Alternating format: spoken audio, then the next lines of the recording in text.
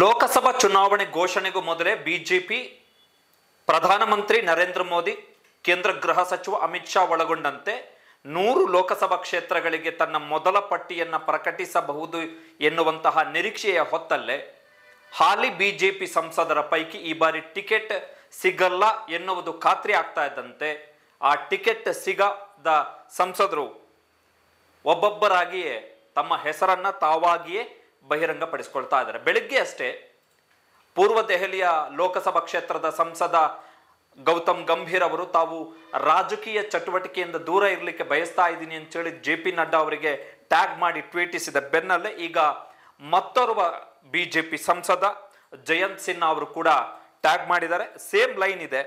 I have requested honourable party president Shri JP ನಡ್ಡಾಜಿ to relieve me of my direct electoral duty so that I can focus my efforts on combating global climate change in Bharat and around the world. Of course, I will continue to work with the party on economic and governance issue.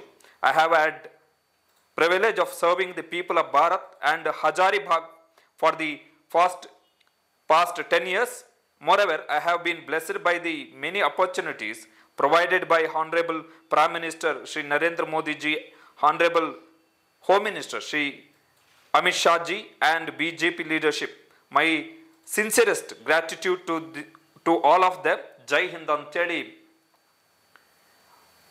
Jayant Sinha ಅವರು tweet ಅನ್ನು ಮಾಡಿದ್ದಾರೆ. So language is very common ಇದೆ.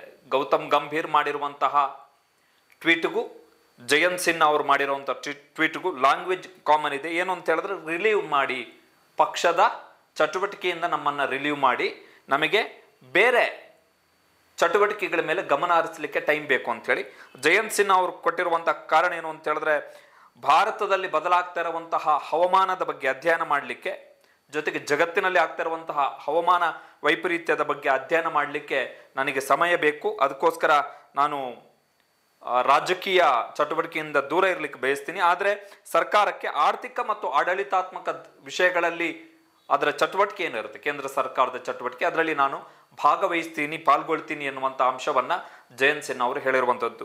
ಜಯಂತ್ ಸಿನ್ಹಾ ಅವರು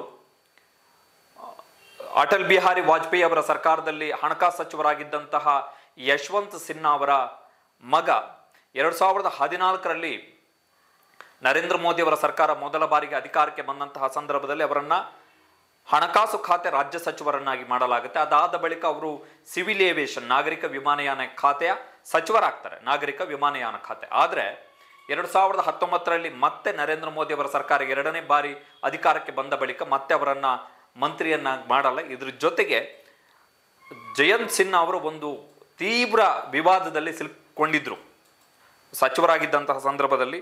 ಅದೇನು ಅಂತ ಹೇಳಿದ್ರೆ, ಹಜಾರಿಬಾಗ್ನಲ್ಲಿ, ಜಾರ್ಖಂಡ್ನ ಹಜಾರಿಬಾಗ್ನಲ್ಲಿ mob ಲೈಂಚಿಂಗ್ ಕೇಸ್ನಲ್ಲಿ, ಅಂದರೆ ಅನ್ಯ ಧರ್ಮೀಯರ ಹತ್ಯೆಯ ಪ್ರಕರಣದಲ್ಲಿ ಜೈಲಿಗೆ ಹೋಗಿ ಬಂದಂತಹ ಆರೋಪಿಗಳಿಗೆ ಜಯಂತ್ ಸಿನ್ಹಾ ಅವರು ಹೂಮಾಲೆಯನ್ನು ಹಾಕಿ ಸ್ವಾಗತವನ್ನು ಮಾಡಿದರು, ಸನ್ಮಾನವನ್ನು ಮಾಡಿದ್ರು. ಸೊ ದೊಡ್ಡ ಸುದ್ದಿಯಾಗಿತ್ತದು. ಸೊ ಈಗ ಜಯಂತ್ ಸಿನ್ಹಾ ಅವರಿಗೆ ಟಿಕೆಟ್ ಇಲ್ಲ. ಸೊ 2 ಬಾರಿ ಲೋಕಸಭೆಯ ಸಂಸದರಾಗಿದ್ದಂಥವರು. ಸೊ ಅವರೇ ಅಧಿಕೃತವಾಗಿ ಘೋಷಣೆ ಮಾಡ್ಕೊಂಡಿದ್ದಾರೆ. So BJP is setting direct narratives, ನಿಮಗೆ ಟಿಕೆಟ್ ಕೊಡಲ್ಲ, ನೀವೇ ಬಂದು ಅನೌನ್ಸ್ ಮಾಡಿ ಅಂತೇಳಿ. ಸೊ ಸರ್ಪ್ರೈಸ್ ಏನೂ ಇಲ್ಲ. ಈಗ ಉಳ್ಕೊಳ್ತಾ ಇರುವಂಥದ್ದು ಏನು ಅಂತ ಹೇಳಿದ್ರೆ, ಈ ಕ್ಷೇತ್ರಗಳಿಗೆಲ್ಲ ತನ್ನ ಮೊದಲ ಲಿಸ್ಟ್ನಲ್ಲಿ BJP ಟಿಕೆಟನ್ನು ಅನೌನ್ಸ್ ಮಾಡುತ್ತೆ ಅನ್ನುವಂಥದ್ದು. ಸರ್ಪ್ರೈಸಿಂಗ್ ಏನಿಲ್ಲ. ಈಗ ಹಜಾರಿಬಾಗ್ನ ಸಂಸದ ಜಯಂತ್ ಸಿನ್ಹಾ ತಾವು ರಾಜಕೀಯ ಚಟುವಟಿಕೆಗಳಿಂದ ದೂರ ಇರಲಿಕ್ಕೆ ಬಯಸ್ತೀನಿ ಅಂತೇಳಿ ಅವರೇ ಟ್ವೀಟ್ ಮಾಡೋರೋದ್ರಿಂದ ಅವರಿಗೆ ಟಿಕೆಟ್ ಸಿಗಲ್ಲ. ಗೌತಮ್ ಗಂಭೀರ್ ಅವರಿಗೆ ಟಿಕೆಟ್ ಸಿಗಲ್ಲ. ಈಗ BN ಬಚ್ಚೇಗೌಡ ಆಲ್ರೆಡಿ ಹೇಳಿದ್ದಾರೆ, ನನಗೆ ನರೇಂದ್ರ ಮೋದಿ ಅವರೇ ಹೇಳಿದ್ರು ಟಿಕೆಟ್ ಕೊಡಲ್ಲ ನಿಮಗೆ ಅಂತೇಳಿ. ಶಿವಕುಮಾರ್ ಉದಾಸಿ ಸ್ಟೇಟ್ಮೆಂಟ್ ಅನ್ನು ಕೊಟ್ಟಿದ್ರು. DV ಸದಾನಂದ ಗೌಡ ಅವರು ಸ್ಟೇಟ್ಮೆಂಟ್ ಅನ್ನು ಕೊಟ್ಟಿದ್ರು. ಕೆಲವರದ್ದು ಅಚ್ಚರಿ ಇಲ್ಲ. ಯಾಕಂತ ಹೇಳಿದ್ರೆ ಅವರು ಸ್ವಯಂ ಘೋಷಣೆಯನ್ನು ಮಾಡ್ಕೊಂಡಿದ್ದಾರೆ ಹೈಕಮಾಂಡ್ನ ಆದೇಶದ ಮೇರೆಗೆ.